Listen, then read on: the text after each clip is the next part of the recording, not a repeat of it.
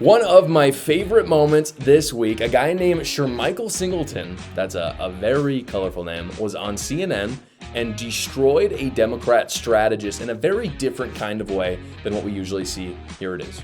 And that's exactly the same kind of argument that they made against integrating the military when Harry Truman did it. I'm sorry, it's the same argument. Okay. It's the same. I mean, is she wrong about that, though? Okay. I mean, she is right about that. People did not want to serve I'm aware. White people didn't want to serve black people because of unit cohesion. So now you're saying gay people shouldn't serve with straight people. We only have a couple seconds. Michael, I see that you're frustrated that she made that argument, but is she wrong that unit cohesion was used as an excuse to keep the military segregated for a long time? I think we should and focus also on, don't ask, don't tell when it comes to discriminating against gay and lesbian people. We should focus on the issue at hand. That's what I think. Same argument. But no answer. No, we should focus on the issue at hand. I don't know why we keep going to bringing up race. Let's just focus on the issue at hand. Look, it's race, sexual orientation. We've seen this twice, right?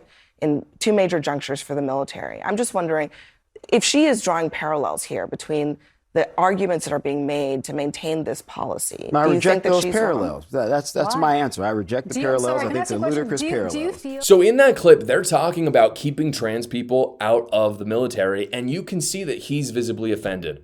And honestly, I think he should be, because this is what Democrats do. They have it in their kind of intersectionality brains that things like segregation in the 40s and trans people not fighting in the military are even remotely the same. They actually believe that. You can see that Abby Phillips, who's the host there, the disconnect is there. She just doesn't understand why he would be offended by that.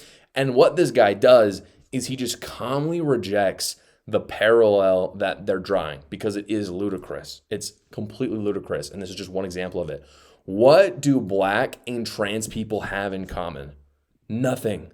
Wow. Why would you care? If you're a black trans person, then sure. But why would a trans problem, whatever that means, and a black problem have anything to do with each other? But Democrats act like they're the same. The Democrat elites have tried so hard to make a coalition of minorities that ended up kind of putting people together that had none of the same values. You see it with Hispanics right now and Native Americans. They kind of just decided, hey, we're going to be the minority party. And then you see in the past elections that Hispanics and Native Americans are like, we're conservative.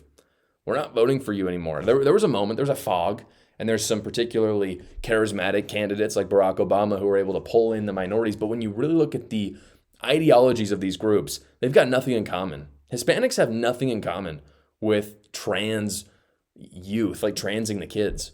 Nothing. Absolutely. They're like the most Catholic people in the world. They've got nothing in common. Neither do Native Americans. And frankly, neither do a lot of black folk. So again, why would black folk magically support transing kids? In Democrats' mind, they think because they're black, they must support other random minorities. And not only is that a bit racist, frankly, it's offensive, and it shows in this video. Democrats assume, again, that they would already feel that way because they're both minorities. And this line of thinking is really eroding trust over time. That's why a record number of blacks are turning to Trump. I talked about it earlier in this week. Talked about in an episode how I think it was like a 20-point swing we saw from Barack Obama to Trump in 2024. Barack Obama won 90% of the black vote. I think this time Kamala Harris only won like 74% of the black vote, which is still a lot, but it's a huge swing in not that much time. Kamala Harris is black, by the way, so this whole they'll vote for black people. Not really true. When you just treat them as like they're part of the minorities, you actually lose a ton of political power because you stop treating them as individuals. What Trump has done is he's actually treated them as individuals, and a lot of them have flocked to them. They're sick of being treated like black history, for example, has anything to do with gay history. You see Democrats talk about this a lot. They've got nothing to do with each other. It's offensive, honestly. Like, I understand where this guy's coming from. I actually didn't do a ton of research on Michael Singleton. He could be liberal, for all I know. I don't know if he's conservative.